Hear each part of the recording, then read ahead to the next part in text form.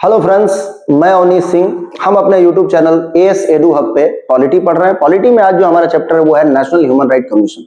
तो एग्जैक्टली क्या है कि देखिए, हमारे यहाँ संविधान में हमारे ह्यूमन राइट की तो बात की ही गई है। आप जानते हैं हमारे फंडामेंटल राइट्स हैं, ठीक है। फंडामेंटल राइट्स में जनरली ह्यूमन राइट की हम बात कर रहे हैं। तो क्या होता है कि यूएन जनरल असेंबली ने सभी देशों को जो मतलब उसके पार्ट थे या जो उसमें शामिल होना चाहते थे उनको बिठाया गया और बोला गया कि देखिए, आप एक ह्यूमन राइट के प्रोटेक्शन के लिए कोई बॉडी का फॉर्मेशन कीजिए। मतलब एग्जैक्टली ह्यूमन राइट कमीशन की बात नहीं की गई, एक ऐसी बॉडी जो ह्यूमन राइट के प्रोटेक्शन के लिए काम करती है। तो सभी देशों ने कहा ठीक है हम करेंगे। ये 1993 की बात है। हमने कहा अरे हम तो लागू करने जा रहे हैं, देखिए आप, ये कमिंग सून, तुरंत, और हमने बना लिया। तो एग्जैक्टली क्या है कि संविधान के अंदर किसी आर्टिकल के तहत ह्यूमन राइट कमीशन का व्यवस्था नहीं था। मतलब जब रूट कॉन्स्टिट्यूशन हमारा लिखा गया या टिल नाउ कहीं भी कॉन्स्टिट्यूशन में ये नहीं लिखा हुआ है कि ह्यूमन राइट कमीशन होगा। तो ये ह्यूमन राइट कमीशन किससे बना है? ये पार्लियामेंट के एक्ट से बना है। और जब भी पार्लियामेंट के एक्ट से कोई कमीशन बनाया जाता है तो उसको हम क्या बोलते हैं? Statutory body. तो हमारा जो ह्यूमन राइट कमीशन है इंडिया का, ये कैसा है? Statutory body. ऐसे पूरे दुनिया ने बनाया होगा अपने यहाँ, किसी का कॉन्स्टिट्यूशनल फॉर्म में बना होगा, किसी का स्टैट्यूटरी फॉर्म में बना होगा, किसी का जनरल ऐसे बना दिया होगा, अलग अलग नाम से भी बनाए गए होंगे। हमारे यहाँ इसको क्या बोलते हैं? NHRC, national human right commission. Clear है? India statutory watch dog for human rights. अब हम किसकी बात कर रहे हैं? ह्यूमन राइट की बात कर रहे हैं। और आप जानते हैं कि सबसे बड़ी समस्या क्या है कि हमें हमारे राइट्स ही नहीं पता है भारत में कई लोगों को। और राइट्स इस कदर नहीं पता है कि पुलिस वाले कभी भी किसी को पकड़ के बंद कर देते हैं। थोड़ा सा आप अपने अधिकारों की बात कर लीजिए, पकड़ के बंद कर देंगे। बंद करने के बाद क्या होगा? हो सकता है मार पिटाई शुरू हो जाए। ये नहीं हो सकता। अगर आपको ह्यूमन राइट के बारे में पता है तो आपको एक खतरनाक बात बता दूं। मतलब ठीक है, मैं ऐसे नहीं बात करना चाहता, पर ठीक है, खतरनाक बात ऐसे बताता हूं कि अगर मान लीजिए कि कोई ह्यूमन राइट वायलेशन आपके साथ हुआ है, पुलिस ने बिना किसी कारण, बिना किसी वजह, आपको सड़क पे आप जा रहे थे बाइक से, आपके पास सारी चीजें थी, डॉक्यूमेंट सब थे, कहीं जरूरी काम से जा रहे थे, पकड़ के उन्होंने बंद कर दिया, क्या पैसे दे तो छोड़ूंगा, या कुछ भी ऐसा हो गया, और आपको आपके अधिकार पता है, आपके बिहाफ पे आपने कहीं ह्यूमन राइट कमीशन में कॉल लगा दिया, या ह्यूमन राइट कमीशन को कहीं से पता चल गया, इनके सो मोटो से, मतलब खुद से इनको पता चल गया कि इस थाने में ह्यूमन राइट का वायलेशन हुआ है, किसी को पकड़ के जबरदस्ती प्रिजनमेंट में डाल दिया गया है और उसका कोई अपराध नहीं है, और वो प्रिवेंटिव डिटेंशन भी नहीं है। बस अब देखिए, पुलिस वाले खरगोश की तरह भागेंगे और ह्यूमन राइट वाले दौड़ाएंगे। कुल मिलाकर के ऐसा है कि ये, अगर आपको आपके अधिकार पता है ना, तो आप कहीं दबोगे नहीं और आप गलत नहीं हो। तो ठीक है, तो ह्यूमन राइट का होना बहुत जरूरी है। और ऐसी बहुत सारी चीजें हैं, जैसे मान लो जेल में माल प्रैक्टिस होता है कई बार लोगों के साथ, ह्यूमन राइट कमीशन पहुंच जाए तो जाके देखिए जेल की व्यवस्थाएं बदल जाएंगी। रातों रात अगर पता चल जाए इनको, घंटे भर में बदल देंगे। तो ये कहानी है हमारे ह्यूमन राइट का खौफ। ठीक है, खौफ क्या भाई? अधिकार के लिए काम कर रहे हैं तो हमने बनाया। तो स्टैट्यूटरी बॉडी है, वॉचडॉग ऑफ ह्यूमन राइट्स है भाई, सीधी बात है। ठीक है, safeguarding life, liberty and equality and dignity since 1993। और 1993 में यूएन, आप जानते हैं, जनरल असेंबली ने कन्वेंशन किया था और उसमें लोगों को बुलाया था और वहां पर ये बातें हुई थी, और हमने भी 1993 में एक स्टैट्यूटरी फॉर्म में ह्यूमन राइट कमीशन बना दिया। ये हुई हमारी इन शॉर्ट कहानी हिस्ट्री पॉलिटी ज्योग्राफी की। ठीक है, इसका एस्टैब्लिशमेंट और लीगल बेसिस क्या है तो हम लोग हमेशा देखते हैं। नेचर जो है इसका स्टैट्यूटरी है। क्यों? कॉन्स्टिट्यूशनल नहीं है, क्योंकि संविधान में किसी आर्टिकल के तहत यह व्यवस्था नहीं किया गया है कि ह्यूमन राइट बनेगा। बहुत सिंपल बात है, created by parliament not the constitution. मतलब इसका व्यवस्था जो किया गया है वो पार्लियामेंट के एक्ट के थ्रू किया गया है, ना कि कॉन्स्टिट्यूशन के अमेंडमेंट से या कॉन्स्टिट्यूशन में किसी आर्टिकल के थ्रू इसकी व्यवस्था की गई है। देखिए, इनेबलिंग एक्ट तो established under the protection of human right act 1993। Question पूछा जाता है प्रीलिम्स वाले बच्चे या वनडे वाले बच्चे, बहुत ध्यान देना कि ह्यूमन राइट एक्ट कब पास किया गया था? 1993 में। बहुत इंपॉर्टेंट है, क्वेश्चन पूछा जाएगा। ह्यूमन राइट कमीशन क्या है? एक स्टैट्यूटरी बॉडी है। रिपीट कर दे रहा हूं, रट्टा मार लो एकदम तोते जैसा, जाकर के एग्जाम में सिर्फ चिड़िया उड़ाना है और मजे पाना है।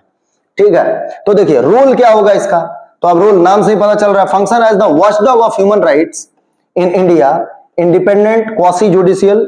कुल मिलाकर के क्या है कि यह ह्यूमन राइट का वॉचडॉग है, इंडिपेंडेंट बॉडी है और क्वासी जुडिशियल, अर्ध न्यायिक संस्थान है। क्लियर है? मतलब इसके पास सिविल कोर्ट जैसे पावर होंगे, जांच कर लेना, किसी डॉक्यूमेंट को मंगा लेना, ठीक है, किसी पर्सन को समन कर देना कि आइए विटनेस वगैरह चेक करने के लिए। तो ऐसी व्यवस्थाएं जो बॉडी कर सकती है उसको हम क्वासी जुडिशियल के दायरे में रखते हैं। ठीक है, तो ये हमारी व्यवस्था है। अब देखिए इसका क्या है, व्हाट आर ह्यूमन राइट्स।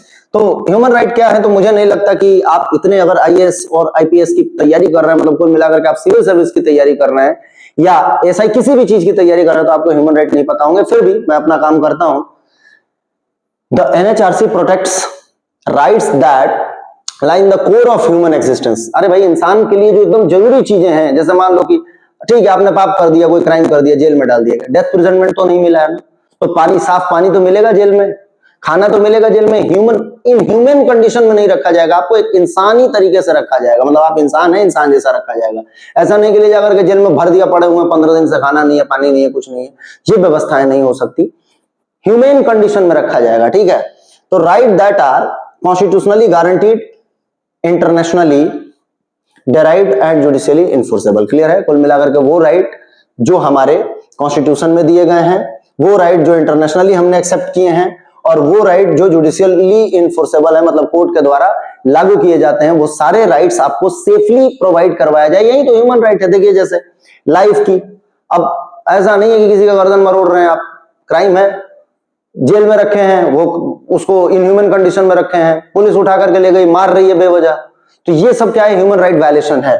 ठीक है, the right to exist free from arbitrary deprivation, अभी आपको पता है, इक्वालिटी, कुल मिलाकर के किसी के साथ भेदभाव नहीं करना है। जैसे मान लो कि स्कूल में एडमिशन चल रहे हैं अभी, और एडमिशन के समय क्या हुआ, आपको ज्यादा मार्क्स मिले, किसी को ज्यादा कम तो मिलेगा, किसी को एडमिशन मिला, किसी को नहीं मिला, सॉरी मैं स्लिप ऑफ टंग में बोल गया, ज्यादा कम तो क्या, जो पढ़ोगे वही मिलेगा, तुम जाकर के बोलोगे मेरा सिलेक्शन नहीं हुआ, उसका हो गया, ह्यूमन राइट वायलेशन है, तो ये थोड़ा ना है। मेहनत की बात अलग है, हम बात करें इक्वालिटी की। इक्वालिटी मतलब जब फॉर्म आया तो सब लोग भरेंगे, किसी तरीके से डिस्क्रिमिनेट नहीं किया जाएगा। अब आप बोलोगे कि डिस्क्रिमिनेट का, मैं तो 50 साल का हो गया, पेपर देना चाहता हूं, नहीं भाई, जो क्राइटेरिया है उस क्राइटेरिया में जो लोग आते हैं सभी लोग, तो वहां पर इक्वालिटी की बात हो रही है। Non discrimination and equal treatment before law, law के आगे सभी लोग इक्वल हैं, चाहे वो नेताजी के बेटे हो या वो किसी गरीब आदमी का बेटा हो, सब लोग बराबर हैं, या बेटी हो, बात बराबर है। ठीक है, liberty, freedom from unlawful detention and coercion. अब देखिए इसमें क्या है कि अनलॉफुल कंडीशन में हम डिटेंशन से रोक रहे हैं, मतलब आपको जेल में किसी क्राइम ना करने के बाद भी नहीं डाला जाएगा, क्राइम करोगे तो जेल जाओगे, मतलब जो लॉ के अकॉर्डिंग प्रोसीजर एस्टैब्लिश्ड बाय जो लॉ है ना, कुल मिलाकर के जो जुडिशरी के तहत चीजें हो रही हैं वो सब सही है। मतलब कानून में आपने कोई क्राइम किया और आपको बोला गया कि इनको 4 साल तक जेल प्रिजनमेंट दिया जाता है, तो आपको रहना पड़ेगा। आप ये नहीं बोल सकते कि ये हमारे लिबर्टी को कहीं चोट पहुंचाया जा रहा है, हमारे लिबर्टी के अगेंस्ट काम हो रहा है, ये नहीं है। लिबर्टी आपकी क्या है? कॉन्स्टिट्यूशन के दायरे में है, संविधान के दायरे में है, लॉ के दायरे में है। ऐसा नहीं कि आप लिबर्टी का कुछ भी कर लोगे। ठीक है, डिग्निटी, एक रेस्पेक्टफुल लाइफ जीने का अधिकार सबको है। ठीक है ना? तो देखिए, the inherited worth of every individual protected against humiliation. Clear है? तो डिग्निटीफुल लाइफ जीने का सबको अधिकार है, किसी भी तरीके के ह्यूमिलिएशन से बचाया जाएगा उसको। ठीक है, तो ये है हमारे कुछ basic human right. Basic human right आप ऐसे समझ सकते हैं जो जीने के लिए हर इंसान को मिलना चाहिए, और वो राइट जिससे किसी का डेवलपमेंट रुक रहा हो, किसी भी तरीके के उनके अधिकारों का हनन नहीं होना चाहिए, ये सारे ह्यूमन राइट के तहत आप मान सकते हैं।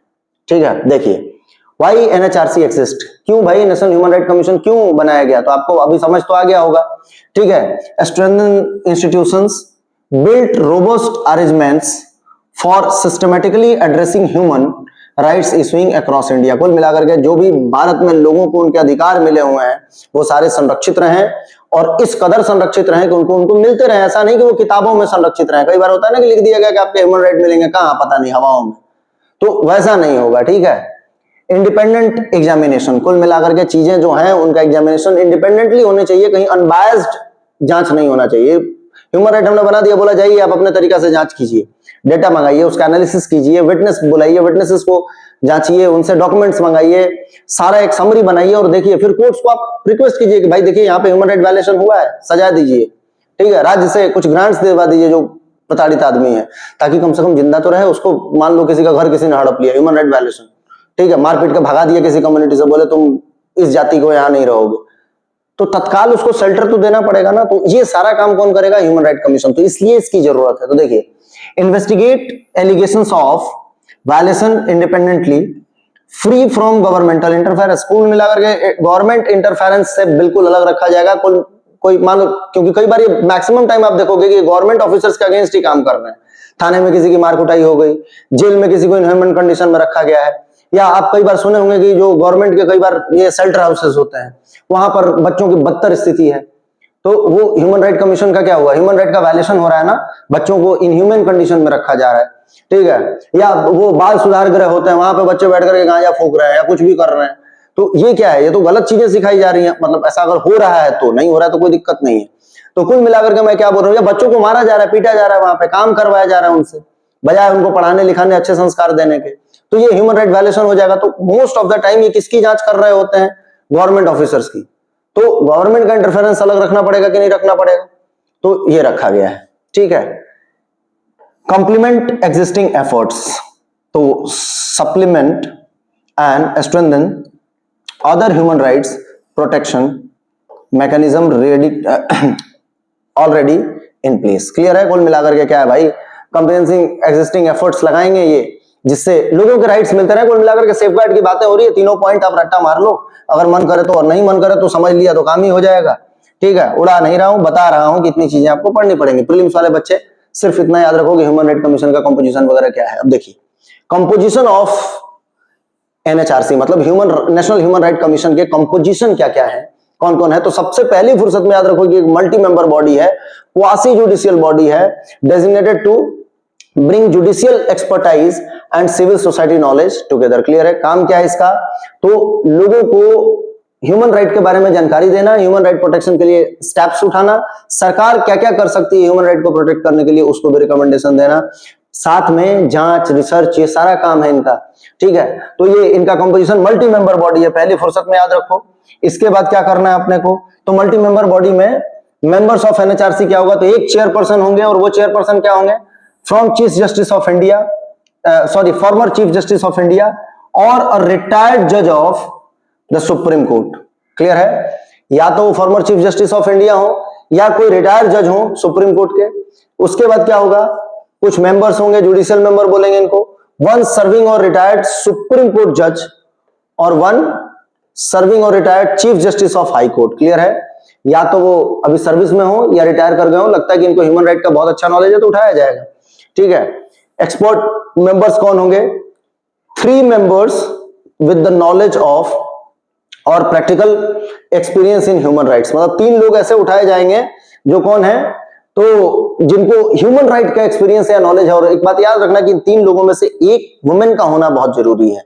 कई बार क्या होता है कि जब ह्यूमन राइट वायलेशन की बात होती है, जैसे मान लो कोई घर में ऐसी महिला है जिनके ह्यूमन राइट को इनने वायलेट कर दिया, या सरकार ने कहीं किसी बुरी महिला है उनको किया गया, तो वो मेल से बात करने में कतराती है। एक फीमेल अगर रहेंगी ना तो वो अपने प्रॉब्लम बता पाएंगी। तो बहुत मतलब सिंपल बात है कि महिला से महिला का अगर कन्वर्सेशन कराया जाए, कुछ ऐसी चीजें होती है ना जो मेल नहीं पूछ सकते, तो इसलिए इनने कहा नहीं भाई एक महिला का होना बहुत मैंडेटरी है। तो कुल मिलाकर अभी तो हमने क्या देखा, 3 लोग यहां से, 2 लोग यहां से और 1 यहां से, मतलब 3 + 2 + 1 = टोटल 6 लोग हैं। 6 लोगों से मिलकर के ये नेशनल ह्यूमन राइट कमीशन बनता है। तो हमसे क्वेश्चन पूछा जाएगा, 1 चीफ जस्टिस होंगे, 2 जुडिशियल मेंबर्स होंगे और 3 एक्सपर्ट लोग होंगे जो बुलाए जाएंगे, जिसमें 1 फीमेल का होना मैंडेटरी है। इसके साथ क्या एक्स ऑफिसियो मेंबर भी होंगे। एक्स ऑफिसियो मेंबर क्या होते हैं तो आपको पता है, एक्स ऑफिसियो चेयरमैन हमने पढ़ा था ऑफ राज्यसभा, वैसा ही ये भी है, मतलब थोड़ा रिलेट कर रहा हूं मैं, आप ऐसा मत सोचना कि मैं कुछ भी चिपका दिया।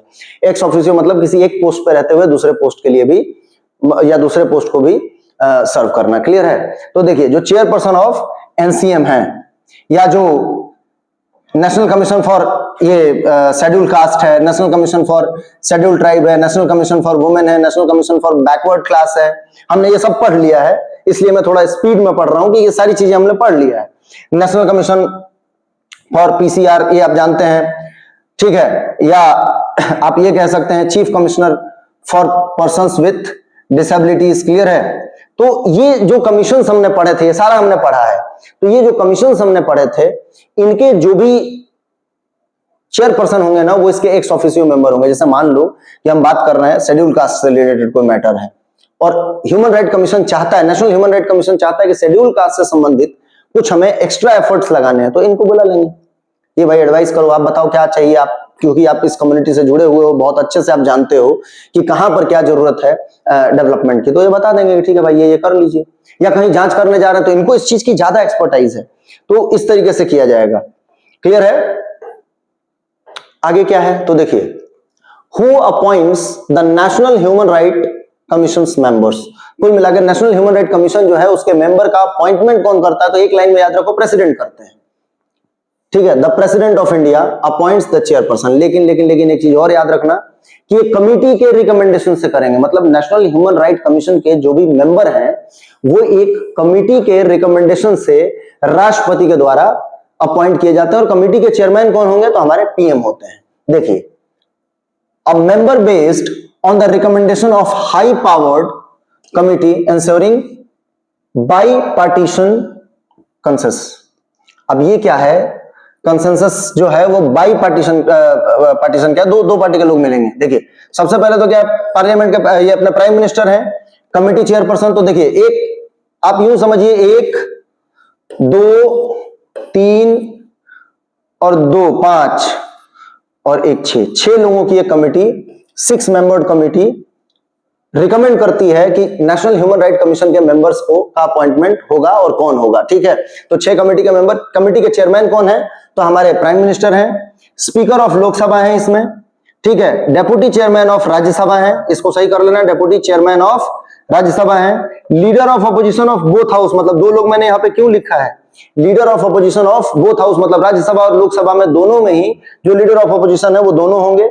और यूनियन होम मिनिस्टर। तो ये 6 मेंबर की एक बॉडी है जो रिकमेंड करती है किसके अपॉइंटमेंट के लिए? नेशनल ह्यूमन राइट कमीशन के मेंबर्स के अपॉइंटमेंट के लिए। और जिसको अपॉइंट करेंगे प्रेसिडेंट अपॉइंट करते जाएंगे। क्लियर है? चलिए आगे बढ़ते हैं।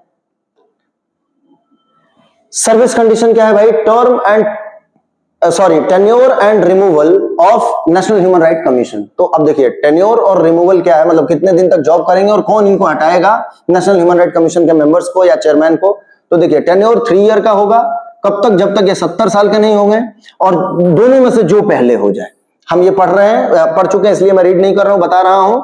एलिजिबल फॉर रीअपॉइंटमेंट, ये इंपॉर्टेंट है, इनको नेशनल ह्यूमन राइट कमीशन में ही रीअपॉइंट किया जा सकता है। ठीक है, किसी दूसरे जॉब में नहीं जा सकते। इस मत सोचना कि किसी सेंट्रल गवर्नमेंट के दूसरे ऑफिस में चले जाएं, स्टेट गवर्नमेंट के दूसरे ऑफिस में चले जाएं, बिल्कुल नहीं जा सकते। हाँ, ह्यूमन राइट कमीशन में फिर से रीअपॉइंट हो सकते हैं। ठीक है, आफ्टर कंप्लीटिंग देयर टर्म, अपने टर्म को कंप्लीट करने के बाद। तो मतलब हमने 2 चीजें पढ़ा यहां पर। टेन्योर क्या है? 3 ईयर या 70 ईयर, जो पहले हो जाए। अगर मान लो कि कहीं 65 ईयर में लगे हैं तो 3 ईयर पूरा कंप्लीट करके जाएंगे, और पहले लगे हैं तो जो सब पहले हो जाए। तो कुल मिलाकर के क्या है कि 70 ईयर मैक्सिमम एज लिमिट है और 3 ईयर इनका टेन्योर है इन जनरल टर्म में, जो दोनों में से पहले हो जाए उसमें। Ground for removal by the president. आप याद रखना कि प्रेसिडेंट इनको रिमूव करते हैं, तो पहली फुर्सत में हमसे one day exam, appointment, removal, tenure, removal, ये चीजें पूछी जाती हैं। तो टेन्योर हमने देख लिया, 3 साल 70 साल, एक लाइन में याद रखो। रीअपॉइंटमेंट एलिजिबल है, मतलब रीअपॉइंटमेंट होगा इनका। और नेशनल ह्यूमन राइट कमीशन के जो मेंबर है उनको रिमूव कौन करता है? तो प्रेसिडेंट करते हैं। कैसे करेंगे? देखिए, प्रूव मिसबिहेवियर और incapacity after supreme court inquiry. आप जानते हैं कि प्रूव मिसबिहेवियर और इनकैपेसिटी के केस में सुप्रीम कोर्ट का जांच यहां पर लगेगा। अगर नहीं जानते हैं तो याद रख लेना कि सुप्रीम कोर्ट को बोला जाएगा कि आप इंक्वायर कीजिए, एंड देन आफ्टर इनको हटाया जाएगा। ठीक है। एडजॉर्न इंसॉल्वेंट, दिवालिया घोषित हो जाए। Engaging in paid employment outside office, मतलब मान लो कि ह्यूमन राइट कमीशन को छोड़ करके कहीं और से पैसे लेने लग जाएं, कहीं और पेड एम्प्लॉयमेंट में लग जाएं, तो फिर लफड़ा हो गया। Declared of unsound mind by a court, ये भी याद रखना कि अनसाउंड माइंड डिक्लेयर हो जाए किसके द्वारा? कोर्ट जांच करेगी, उसके बाद बताया जाएगा कि अनसाउंड माइंड है या नहीं है। ऐसा नहीं कि तुरंत लग रहा है कि पागल हो गया हटा दो, नहीं भाई, पागल होने के लिए पहले कोर्ट डिसाइड करना पड़ेगा, नहीं तो क्या होगा, गवर्नमेंट अपने इन्फ्लुएंस में लेने के लिए किसी को पागल बोल के हटा देगी, तो ये नहीं हो सकता। ठीक है। Conviction for an offence involving moral turpitude, तो ये याद रख लेना कि कोई ऐसा काम कर दें जो मतलब अशोभनीय है, तो उसके लिए भी हटा देंगे। ठीक है।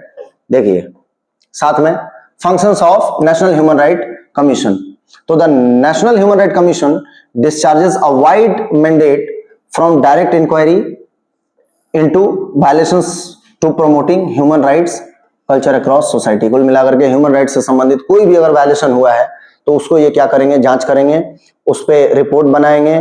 कोई अगर बॉडी है तो उसको सरकार को बोल देंगे, जैसे मान लो कोई गवर्नमेंट ऑफिसर है तो जब तक हम जांच कर रहे हैं इनको सस्पेंड कीजिए, ये ह्यूमन राइट वायलेशन कर रहे हैं, ये इन पे कोई एक्शन लीजिए, तत्काल जेल में डाल दीजिए। अभी हम बात करते हैं, देखते हैं, क्योंकि अभी तक हमें पाया गया है कि ये ह्यूमन राइट वायलेशन किए हैं। अभी फर्दर जांच कर लेते हैं, फिर बता देते हैं कि बेल देना है कि नहीं देना है। तो ये ऐसी चीजें होंगी। क्लियर है? देखिए, तो व्हाट डज मतलब व्हाट एनएचआरसी डज, मतलब नेशनल ह्यूमन राइट कमीशन क्या क्या करता है।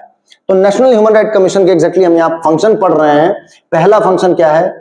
Inquiry into violations. जहां जहां ह्यूमन राइट का वायलेशन हुआ है वहां जाकर के national human right commission inquire कर सकता है। और सबसे अच्छी बात आपको बता दूं कि कोई और बता दिया हो सो मोटो, मतलब इनके अपने बुद्धि से कहीं पता चल गया हो, कहीं ज्ञान पता चल गया हो, या जिस पर्सन के साथ हुआ है वो बोला है तो फिर जाना ही है, बात ऐसा है। तो investigate human right violations and public servant negligence suo motu on petition और ऑन कोर्ट डायरेक्शन। कुल मिलाकर के सो मोटो मतलब अपने संज्ञान से कोई पिटीशन दे दे, मतलब जैसे मान लो मेरे को दिख रहा है कि वहां पे कहीं ह्यूमन राइट वायलेशन हो रहा है तो मैं जाकर के पिटीशन दे सकता हूं, या मेरे साथ ह्यूमन राइट वायलेशन हो रहा है तो मैं खुद भी पिटीशन दे सकता हूं, ठीक है। या कोई कोर्ट कह दे कि भाई जाइए वहां पर ह्यूमन राइट का वायलेशन हुआ है, जरा जांच वांच कर दीजिए, तो बिल्कुल इनके लोग आएंगे, जांच करेंगे। और बहुत तगड़ा काम होता है इनका। मैंने मतलब कई जगह पे सुना है कि जब ये आते हैं ना तो अफरा तफरी मच जाती है गवर्नमेंट ऑफिस में कि ह्यूमन राइट वायलेशन का अगर केस है तो धरती हिलने लगता है उनका, और ये हिलना भी चाहिए, बहुत जरूरी है, ठीक है। इंस्टीट्यूशन इंस्पेक्शन, कभी भी कहीं भी पहुंचो तो मान लो आज ह्यूमन राइट फ्री बैठा है, बोले चलो एक काम करते हैं, क्या त्यार देख के आते हैं कि वहां पे लोगों को ठीक से रखा जा रहा है कि नहीं। ऐसा तो नहीं कि लोगों के साथ माल प्रैक्टिस हो रहा है, सवेरे उठ के जेलर साहब उठते हैं और 2-4-10 पट्टे खींच देते हैं किसी में भी, किसी को घसीटवा रहे हैं, किसी को कुछ कर रहे हैं, तो ऐसा नहीं होना चाहिए। एक अच्छे कंडीशन में उनको रखा जा रहा है कि नहीं, इंसान है, इंसान तरीके से रखा जा रहा है या नहीं। तो visit jails, detention centres to access living condition of inmates and detainees. जो भी लोग वहां पे रह रहे हैं, जिनको डिटेन किया गया है, जिनको बंधक बंधक मतलब डिटेन किया, जिनको रोक के रखा गया है या जिनको जेल में रखा गया है, प्रिजनमेंट में रखा गया है, उनको ये देखना कि वो सही कंडीशन में वहां पे रखा जा रहा है नहीं, खाना पानी है कि नहीं, उनको सोने के लिए बिस्तर दिया जा रहा है कि नहीं। मतलब ऐसा तो नहीं कि फेंक दिया है बाहर, कहीं पड़े हुए हैं, 2 दिन से खाना ही नहीं मिला, खाना मिल रहा तो उसमें इल्लियां चल रही हैं, तो ऐसा नहीं होगा, वो देखना पड़ेगा। हालांकि ये चीजें मेरे को लगता है कि कई जगह पे होती होंगी, क्योंकि ह्यूमन राइट कमीशन के पास इतना काम है कि कितना ही वो जांच करेंगे, और थाने वाने के तो जलवे आपको पता ही है क्या चलते हैं। पर हाँ, अगर आपको आपके अधिकार, इसीलिए मैंने बोला कि अगर आपको आपके अधिकार पता है, आपको सही जगह पता है कहाँ रिपोर्ट करना है, तो बवाल ही हो जाएगा। आप जानते हैं, अभी अभी मैंने कहीं न्यूज देख रहा था, ध्यान नहीं आ रहा है मुझे, तो मैंने देखा था कि अगर कोई पर्सन को पुलिस उठा ले गई है तो वो कोर्ट से जाकर के उस समय की रिकॉर्डिंग की डिमांड कर सकता है थाने से, और रिकॉर्डिंग की डिमांड कर दी और वो ह्यूमन राइट वालों के हाथ लग गया कि बेवजह उठा के ले आए थे, तो बस हो गया काम, मजे ही मजे। तो ये भी ध्यान रखो। अब इसी तरीके से धीरे धीरे आप अवेयर होते जाओगे। आपको ये सारी चीजें क्यों पढ़ाई जाती है एग्जाम प्रिपरेशन करते हैं तो, ताकि आप में अवेयरनेस आए, और जब आप में अवेयरनेस आएगा तो फिर आप जनता को अवेयर करोगे, और जनता अवेयर रहेगी तो आप एक अच्छे पब्लिक सर्वेंट के फॉर्म में काम कर पाओगे, ठीक है। तो देखिए यहाँ पर क्या किया, तो जेल वेल जाएंगे, डिटेंशन सेंटर जाएंगे, बाल गृह जहां पे रखे जाते हैं, मतलब जहां पे बाल सुधार गृह है, बच्चों को, वो बच्चे जो क्राइम व्राइम कर देते हैं उनको बाल सुधार गृह में रखा जाता है, उनको फिर पढ़ाया लिखा जाता है। तो क्या वहां पे सारी व्यवस्थाएं ठीक चल रही हैं, या कोई ऐसे सेंटर हैं जो मानव के लिए काम करते हैं। जैसे मान लीजिए कोई ओल्ड एज होम हो गया, और पता चला ओल्ड एज होम कोई चला रहा है और उसके नाम पे गवर्नमेंट से फंड खा रहा है, और वहां पे बूढ़े माताओं और जो दादा लोग हैं उनके हालात बहुत मतलब अति बदतर है, तो फिर वहां पर वो एक्शन ले सकते हैं। किसी एनजीओ को बोल सकते हैं कि भाई यार जाके देखना, एनजीओ से कोलैबोरेट कर सकते हैं। लोगों में आकर के पब्लिक मतलब ह्यूमन राइट्स के वो प्रमोशन कर सकते हैं कि भाई देखिए ये आपके अधिकार हैं, ऐसे ऐसे आपको डरने की जरूरत नहीं अगर आप सही हैं तो ये सारा काम किया जाएगा।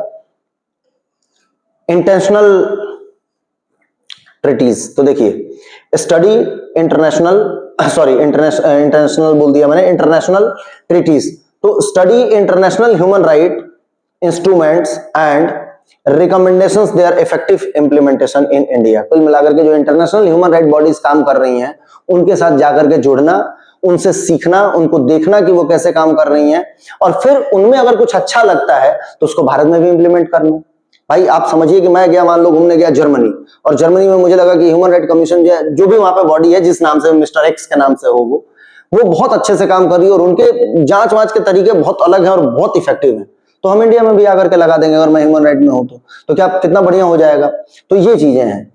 कोर्ट इंटरवेंशन, कुल मिलाकर के can intervene in pending human right cases before any court, but obvious है भाई कोर्ट इंटरवेंशन कर सकते हैं ये लोग, ठीक है। रिव्यू सेफगार्ड्स, कुल मिलाकर के क्या है, review constitutional and legal provisions safeguarding human rights and recommendation improvement. कुल मिलाकर क्या करते हैं, रिकमेंड्स इंप्रूवमेंट। कुल मिलाकर के क्या करेंगे कि भाई जो ह्यूमन राइट कमीशन है या जो ह्यूमन राइट के लिए लॉ बने हुए हैं या जो भी उनके सेफगार्ड के लिए व्यवस्थाएं हैं, क्या वो सही काम कर रही है, नहीं कर रही है, तो उनमें थोड़ा बहुत रिकमेंडेशन दो कि भाई क्या क्या ठीक करना है। तो मेरे को नहीं लगता कि इसको फिर से समझाने की जरूरत है, पढ़ के भी आगे बढ़ जाए तो काम हो जाएगा। अवेयरनेस एंड रिसर्च इंपॉर्टेंट चीज है, ये आपसे पूछा जाएगा। कुल मिलाकर के जनता तक जाना, जनता को बताना कि आपके ह्यूमन राइट क्या हैं, और ह्यूमन राइट के फील्ड में लगातार रिसर्च करते रहना कि क्या क्या और लागू किया जाए कि ह्यूमन राइट सबको मिल सके, ह्यूमन राइट का प्रोटेक्शन हो सके भारत में। ठीक है, जैसे कि एनजीओ को ले आना, एनजीओ को ट्रेनिंग देना और फिर एनजीओ के साथ जुड़ जाना। और मान लो जैसे कोई Delhi, national human right commission का हेडक्वार्टर कहाँ है, दिल्ली में, रीजनल क्वार्टर कहीं आसपास नहीं हो, और उसके जस्ट नियर बाई कोई एनजीओ और पता चले कि पुलिस ने किसी को बेवजह डिटेन कर लिया, फोन करेंगे, तुरंत एनजीओ वाले पहुंचेंगे अपना कैमरा लेके, थानेदार साहब गायब, लफड़ा हो गया, पकड़े गए। तो ये कितना बढ़िया काम है ना, एक फोन लगाइए और अगर आप गलत नहीं है तो पूरा दुनिया हिलाइए, मजा ही मजा है। ठीक है, पर आपको पहले पता तो होना चाहिए कि क्या आपके अधिकार हैं, कैसे लगाना है। ह्यूमन राइट पता चला किसी को बोल दिया ह्यूमन राइट और ढूंढ रहा है रोड पे कि भैया आप ह्यूमन राइट में हो क्या, तो नहीं, आपके पास नंबर उनकी जो साइट है उसको विजिट कीजिए, देखिए कि साइट पे क्या क्या डाला हुआ है, नंबर रखिए अपने पास। ठीक है, आपके आसपास कौन से एनजीओ हैं जो ह्यूमन राइट के लिए काम करते हैं, ह्यूमन राइट कमीशन से जुड़े हुए हैं, कुछ नहीं तो उनको बुला लोगे तो भी बवाल हो जाएगा। बवाल मतलब क्या, आपके ह्यूमन राइट प्रोटेक्ट हो जाएंगे, बवाल की बात नहीं कह रहा हूं मैंने कई जगह पे ऐसा देखा है, इसलिए आपको बता रहा हूं कि ह्यूमन राइट ने भगदड़ मचवा दिया या एनजीओ ने भगदड़ मचवा दिया। ठीक है, गवर्नमेंट ऑफिसर टेंशन में आ जाते हैं, खौफ बाबू भैया का। तो देखिए, प्रमोट ह्यूमन राइट्स लिटरेसी, कुल मिलाकर के लोगों को अवेयर करना ह्यूमन राइट्स के बारे में। ठीक है, कंडक्ट रिसर्च, भाई रिसर्च करना, and encourage NGOs in the field, बता दिया हूं मैं। ठीक है, देखिए एनएचआरसी, बहुत सारे एनजीओ हैं, बहुत सारे एनजीओ हैं जो ह्यूमन राइट के लिए काम कर रहे हैं, मतलब समझ नहीं सकते आप कि बहुत सारे एनजीओ हैं। आप एक आध के नाम आप ढूंढिए और देखिए कि ह्यूमन राइट के लिए कई लोगों को तो नोबेल प्राइज भी मिला हुआ है। कैलाश सत्यार्थी हैं एमपी के, बचपन बचाओ, आप जानते होंगे अगर आपको थोड़ा नॉलेज है तो।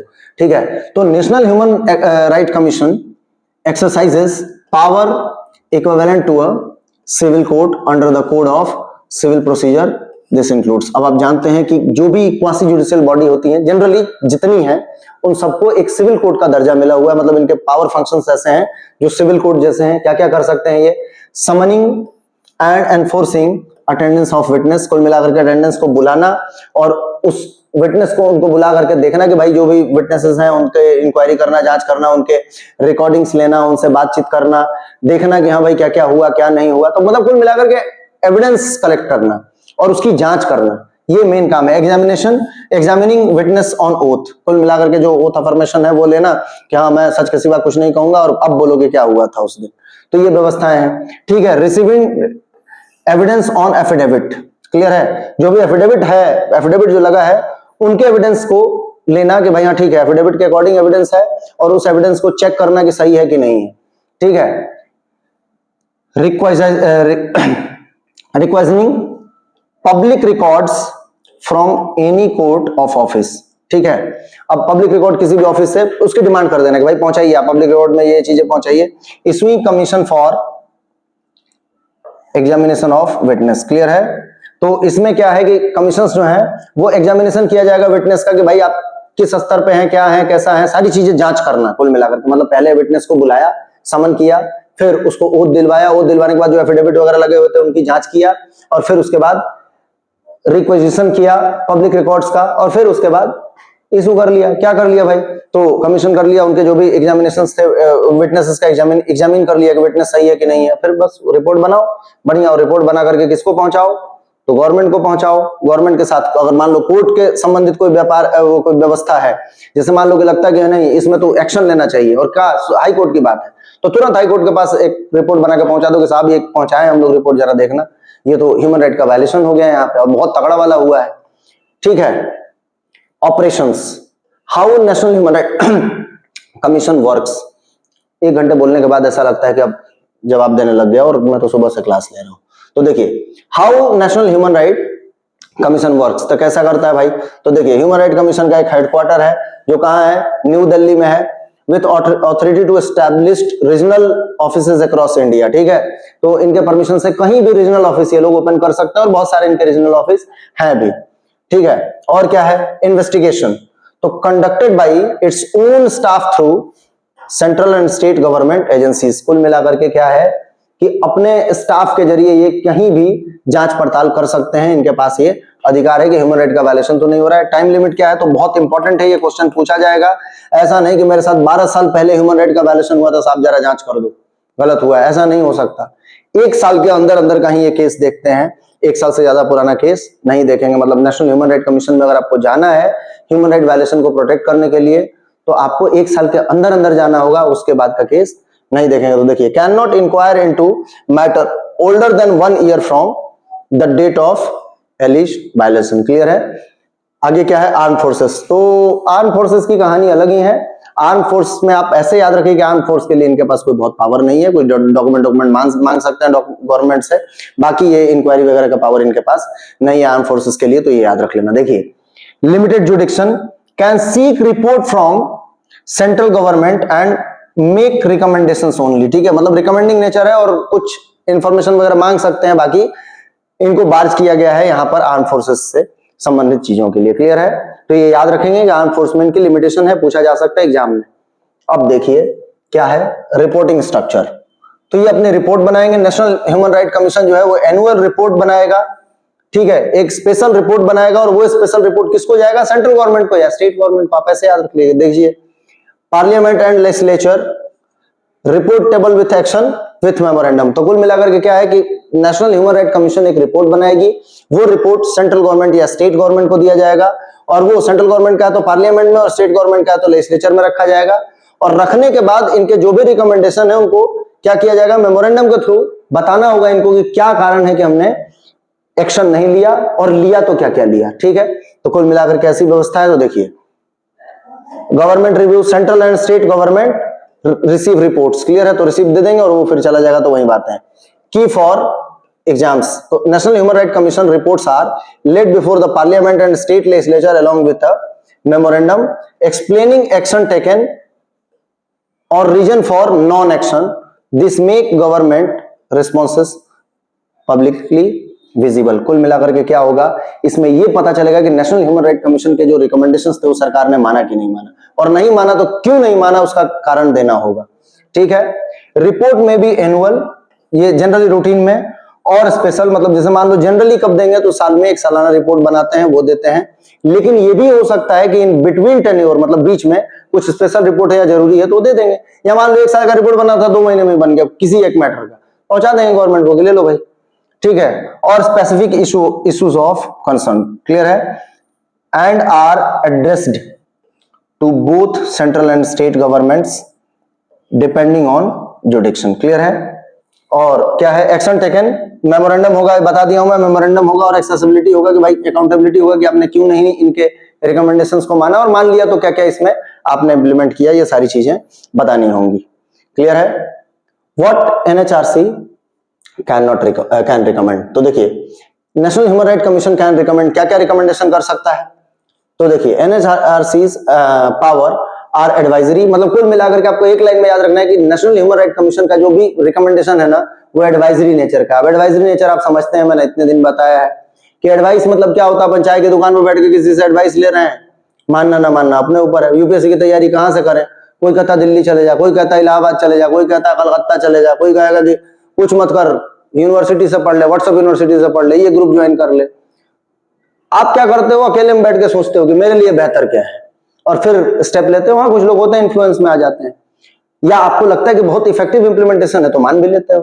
तो एडवाइजरी नेचर का है, कुल मिलाकर बाउंडेड नहीं है, मन करेगा तो गवर्नमेंट मानेगी, नहीं मन करेगा तो नहीं मानेगी। It can not enforce but its recommendations carry significant moral and institutional weight. Clear है, जैसे कंपनसेशन, अब आप जानते हैं किसी के साथ ह्यूमन राइट वायलेशन हो गया, मैंने पहले ही बोला था, तो उसको क्या हुआ, जैसे मान लो किसी कॉलोनी में रहता था, मारपीट का भगा दिया, अभी मैंने बोला था कि किसी जातिगत बातें करके भगा दी बेचारे को।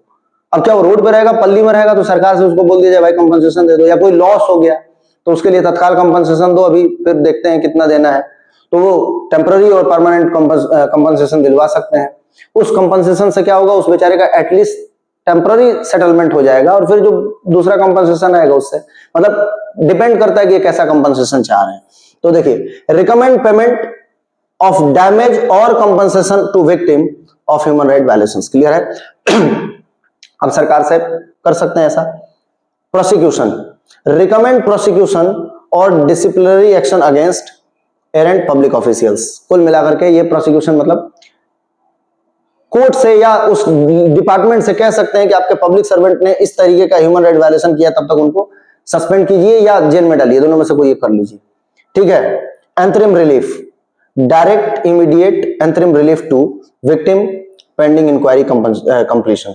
क्लियर है? जो विक्टिम है उसको तुरंत एंथरिम रिलीफ दिया जाए, ऐसा नहीं कि उसको भी जेल में ही रखा जाए, ऐसा कुछ किया जाए जो भी, या उसको मान लो कहीं बाहर ही पड़ा हुआ है तो उसको तुरंत एंथरिम रिलीफ दिया जाए, ये व्यवस्था है। Court direction, approach to the supreme court और high court for necessary judicial direction. मैंने पहले ही बोल दिया है कि हाई कोर्ट और सुप्रीम कोर्ट को कोई डायरेक्शन दे सकते हैं कि साहब देखो ये यहाँ पे ह्यूमन राइट वायलेशन हुआ है, आप जरा समझ लो अपने हिसाब से। क्लियर है? तो ये इनका काम है। Limitations of national human right commission, बहुत इंपॉर्टेंट क्वेश्चन पूछा जाएगा। नॉन बाइंडिंग रिकमेंडेशंस, आपने अभी पढ़ा कि इनके जो भी रिकमेंडेशन है वो गवर्नमेंट के लिए बाइंडिंग नहीं है, मन करे तो मान लो, नहीं मन करे तो डाल दो ऐसे खाते में, कोई टेंशन नहीं है। ठीक है? Arm forces exclusion, arm forces को अलग किया गया। मैंने अभी बताया था आपको कि आर्म फोर्सेस के लिए अलग से मिलिट्री कोर्ट है और वही उनके सारे चीज देखते हैं, ये तो जनरल कोर्ट में भी नहीं जाते। तो आर्म फोर्सेस से संबंधित अगर कोई केस है तो नेशनल ह्यूमन राइट कमीशन उसको नहीं सुनेगी, गवर्नमेंट से डॉक्यूमेंट वगैरह मांग सकते हैं, रिपोर्ट्स वगैरह मांग सकते हैं। 1 साल से अगर पुराना मैटर है तो भी नेशनल ह्यूमन राइट कमीशन के पास नहीं जा सकता। हो सकता है कि कोई आदमी ढूंढते ढूंढते 1 साल में पहुंचा और 1 साल पार हो गया हो तो नहीं सुनेगा ह्यूमन राइट कमीशन, जब तक कोई बहुत वो नहीं हो। तो जनरली आप याद रखो कि 1 ईयर से पुराने केसेस नहीं सुने जाएंगे। हमने इधर देखिए वॉच में दिखाया भी है, ये 1 ईयर का टेन्योर है, इसके अंदर अंदर ही जाना है, ये टेन्योर बाहर वाले काम के नहीं है, आप ऐसा समझो, या ये बाहर वाला 1 ईयर रख लो, बाकी को जैसे आपको लगे। फाइनेंशियल डिपेंडेंसी या डिपेंडेंस, तो ये ग्रांट ऑन एड पे चलते हैं, ये भी याद रखना। तो ग्रांट ऑन एड पे चलते हैं मतलब क्या? सरकार जितने थोड़े थोड़े पैसे रिलीज करती रहेगी और उससे इनका काम होगा। तो कई बार पता चला इनके पास गाड़ी नहीं है, बहुत सारी टीम की कमी पड़ रही है, वो पैसे ही नहीं है, बैठे हुए हैं कि साहब पैसा दो, जांच करने जाना, बोले ठीक है बैठे रहो, थोड़ी देर बाद बताते हैं क्या करना है। फिर थोड़ी देर बाद साहब जांच करना है, बोले बता रहे हैं ना, बैठे रहो आराम से। तो ये भी हो सकता है। तो फाइनेंशियल डिपेंडेंसी नहीं है इनको, इंडिपेंडेंसी नहीं है, डिपेंडेंसी है गवर्नमेंट पे। गवर्नमेंट जब देगी पैसा तो कुछ करेंगे, नहीं देगी तो नहीं करेंगे। मैन पावर शॉर्टेज, टीम बहुत छोटी है, केसेस बहुत ज्यादा है, आप ऐसे समझिए। तो मैन पावर का कमी है। 1-1.5 लाख केस हर साल आते हैं और 1-1.5-2 लाख केस अभी तो और बढ़ गए होंगे, 2 लाख हो गए होंगे, 2.5 लाख हो गए होंगे। तो 1.5-2 लाख केस आने के बाद बेचारे सॉल्व कैसे कर पाएंगे? 6 लोग बैठे हुए हैं, थोड़ी बहुत इनकी अपनी जांच टीम होगी, तो उसको एक्सपांड करने की जरूरत है ना, एक्सपांड करेंगे तो ही हो पाएगा। कितने एनजीओ से काम लेंगे ये? ठीक है? Delay in justice, but obvious है वर्कलोड बहुत ज्यादा है, तो क्या तुरंत जस्टिस मिलेगा? नहीं मिलेगा, सालों साल लग जाएंगे, तो ये दिक्कत है। Despite its broad mandate, NHRC faces structural constraint that limits the effectiveness as a human right protector. Clear है? Recommendations not binding पढ़ दिया मैंने। Handles 1 lakh complaints annually, 1 lakh से ज्यादा हो गया होगा अभी तक, तो 1 लाख 1.5 लाख से ज्यादा केसेस हर साल आते हैं। फाइनेंशियल डिपेंडेंसी है इनकी किस पे? On ministry of home affairs. याद रखना, क्वेश्चन ये भी पूछा जाएगा कि होम अफेयर से इनको ग्रांट ऑन एड मिलते जाते हैं और उसी से काम करते हैं। आर्म फोर्सेस के लिए इनको एक्सक्लूड किया गया है। ठीक है? 1 ईयर से ज्यादा के केस नहीं देखते हैं, तो ये चीजें आपको याद रखना है, बता दिया है मैंने। अब की फैक्ट्स, क्विक रिवीजन वाले हम लोग जो हमेशा करते हैं, तो क्या है देखिए, आखिरी सांसें ले रहा है हमारा ह्यूमन राइट कमीशन। 1993 में बनाया गया, किसके तहत? एक एक्ट के तहत। नाम क्या है एक्ट का? Protection of human right act 1993। 3 साल इनका टेन्योर होता है। ठीक है? और 70 साल मैक्सिमम एज लिमिट है, और दोनों में से जो हो जाए, मतलब 3 साल और 70 साल में जो पहले हो जाए उसमें इसके मेंबर और चेयरमैन को हटा दिया जाएगा। रीअपॉइंटमेंट होगा। 1 से ज्यादा लाख केसेस हर साल देखते हैं। ठीक है? फाइल्ड पर ईयर, और 7 एक्स ऑफिशियो मेंबर्स हैं, इसके चेयरपर्सन हैं, जो नेशनल कमीशन के चेयरपर्सन हैं। तो नेशनल कमीशन के चेयरपर्सन वो 7 जो नेशनल कमीशन हमने पढ़ा था, for SC, ST, OBC, backward class, child right protection, वो सारी चीजें, तो वो उनके जो चेयरमैन होते हैं वो एक्स ऑफिशियो मेंबर होते हैं, ताकि उस हिसाब से जो भी जरूरत लगे उनसे ये ले सके। तो ऐसी 7 एक्स ऑफिशियो मेंबर्स होते हैं, ये याद रखना, क्वेश्चन पूछा जाएगा। 3 साल, 70 साल, 1993 ईयर इंपॉर्टेंट है, सारी चीजें यहां पर इंपॉर्टेंट है, ठीक है। National human right commission